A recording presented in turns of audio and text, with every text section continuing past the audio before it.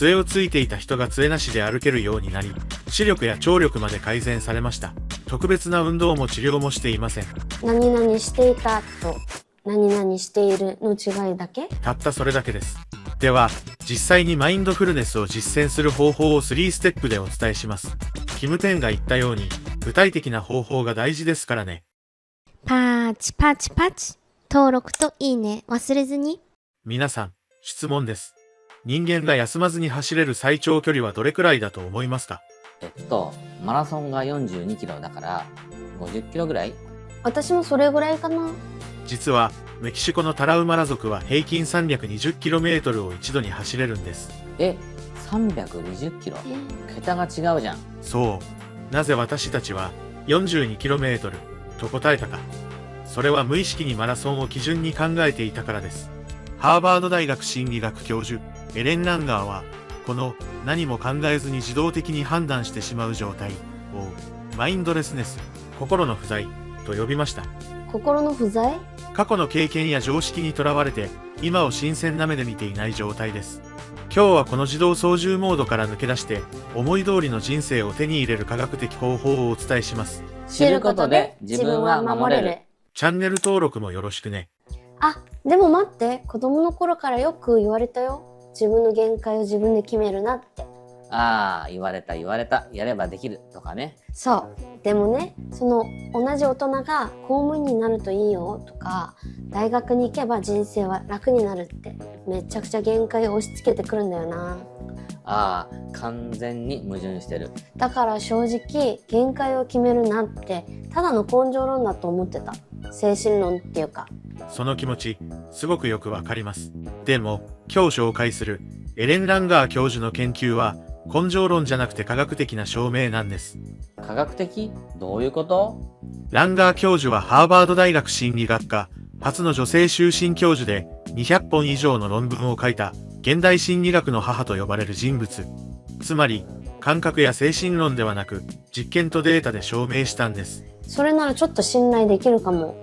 さっきのタラウマラ族の例も面白いんです。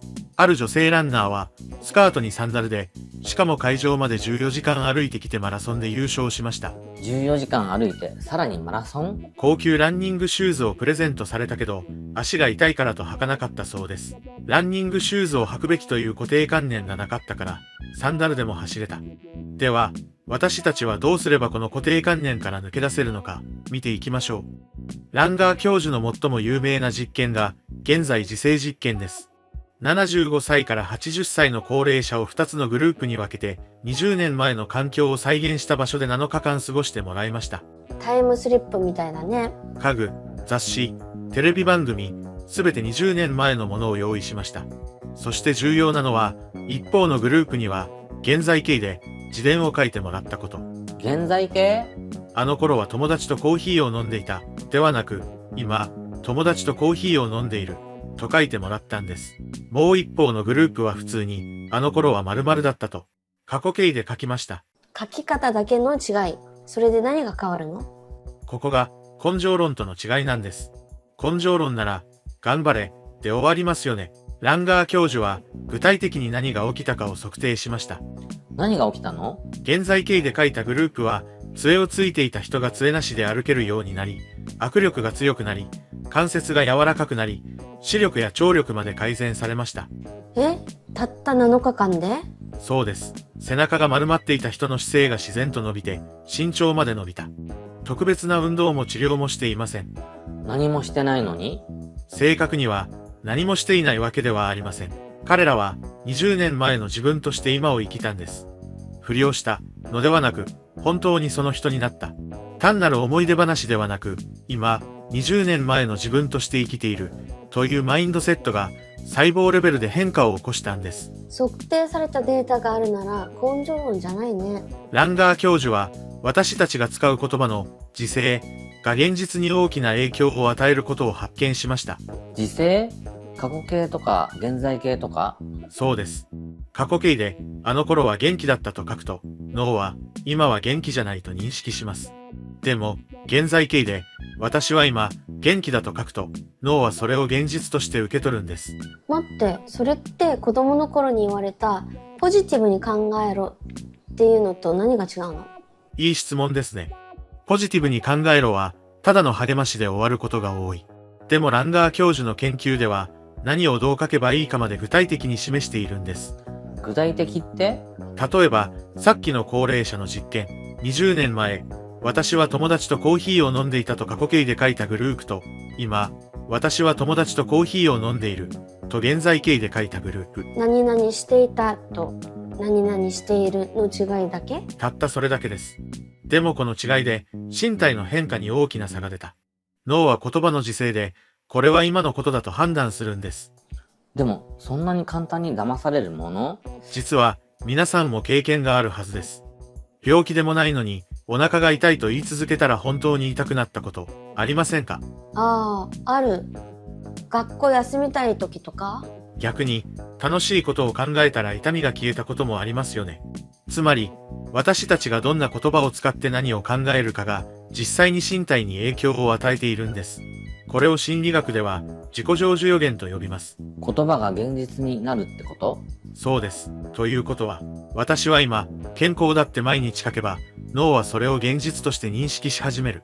健康になりたいじゃなくて、今健康だって書くんだね。その通り。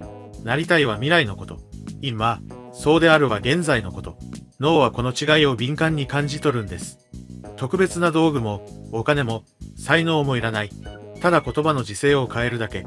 それが科学的に証明された方法なんです。ここで改めて、マインドレスネスとマインドフルネスについて整理しましょう。最初に出てきた言葉だね。マインドレスネスとは、心ここにあらずの状態です。過去の経験や常識に従って、無意識に判断し、行動している。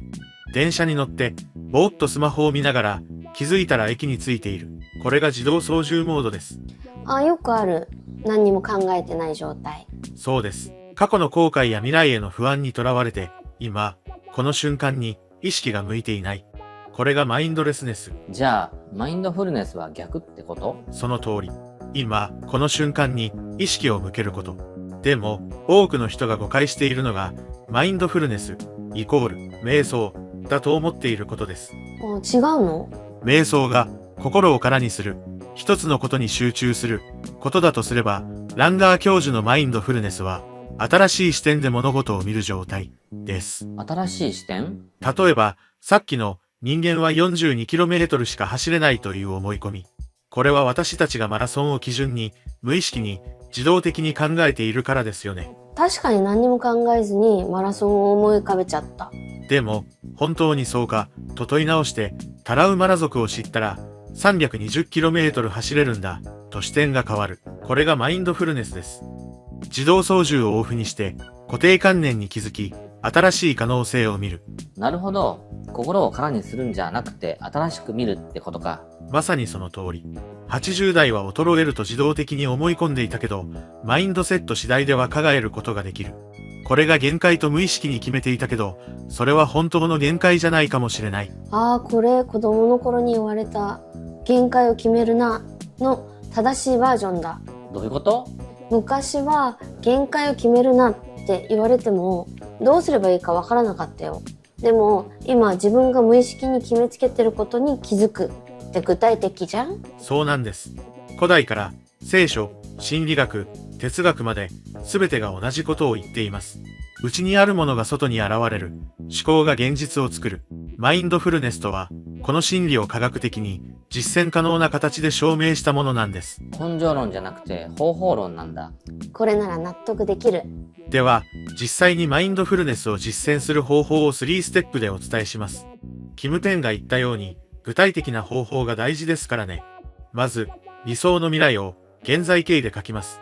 私は〇〇になりたいではなく、私は今、〇〇していると書くんです。さっきの実験みたいに？そうです。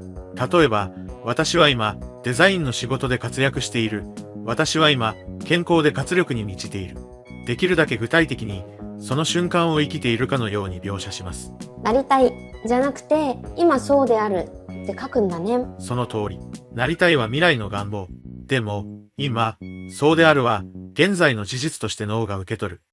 この違いが、さっきの高齢者の実験で証明されたんです。言葉を変えるだけで脳が騙されるってこと？騙されるというより、脳は言葉の時勢に従って現実を認識するんです。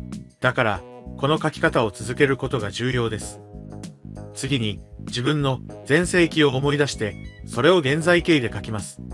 あの頃は元気だったではなく、私は今、エネルギーに満ちていると書くんです。これも時勢を変えるだけ？そうです。70から80代の方が杖を捨てるほど若返ったのは、20年前の自分のふりをしたからではなく、20年前の自分として今を生きたからです。単なる回想じゃなくて、今その人になるってことだね。まさにその通り。単に思い出すのではなく、今、その状態にあると書く。これが重要なんです。最後に、日常で、何々すべき、何々はこういうものと思ったとき、それが本当かを問い直します。公務員になるべき、大学に行くべき、みたいな、周りから押し付けられた固定観念にも気づけるかも。その通り。これが限界と思った瞬間、本当にそうか、他の可能性はないか、と問いかける。自動操縦モードに気づくってことだね。そうです。新鮮な目で見ることで、新しい可能性が開けます。タラウマラ族の例のように、私たちの限界は実は固定観念に過ぎないかもしれませんから。今日のポイントをまとめます。1、その人になることで身体が変わる。現在形で書き、その人として生きる。2、言葉の時勢が脳を騙す。なりたいではなく、今、そうであると書く。3、固定観念に気づくと可能性が広がる。自動操縦モードをオフにする。結論、実践方法は、未来の自分を現在形で書く、過去の最高の自分を現在形で書く、日常の固定観念に気づく、の3ステップでしたね。子供の頃に言われた限界を決めるのは根性論じゃなくて科学だった。思い通りに生きたいなら、言葉の時勢を変えて、その人として今生きればいい。その通り、エレン・ランガー教授の研究に興味がある方は、ぜひ彼女の著書も読んでみてください。知ることで自分を守れる。またねー。